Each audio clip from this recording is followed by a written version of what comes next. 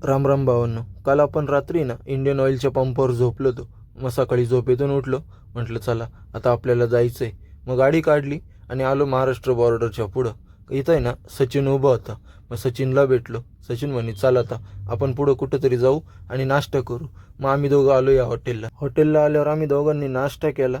म्हटलं कसं आहे कंपनीत गेलं ना परत लवकर जेवायला खावायला भेटत नाही. मग इथं नाश्ता करून चहा वगैरे पिला आणि निघालो परत.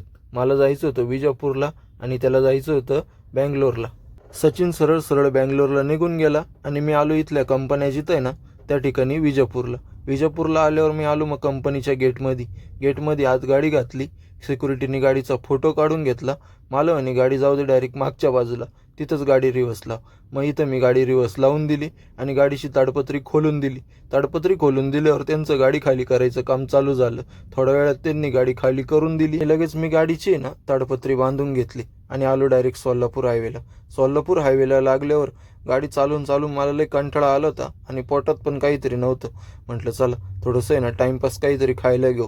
मग या हॉटेलवरून आहे ना एक कुरकुरे एक चॉकलेट घेतले जरा. म्हटलं कसं आहे टाईमपास खाता तरी येईल. मग गाडीत चालूमध्ये ना एक कुरकुरे खात थोडा टाईमपास करत मी आलो डायरेक्ट महाराष्ट्र बॉर्डर पास करून सोलापूरला येता मला वाजले संध्याकाळचे 5. आलो मग सोलापूरमध्ये आलो या पार्किंगला. इथं गाडी पार्क केली आणि आलो या ठिकाणी ईगल ट्रान्सपोर्टला. इथं गाडीची उद्या भरायची ना ती आयडिया लावून घेतली.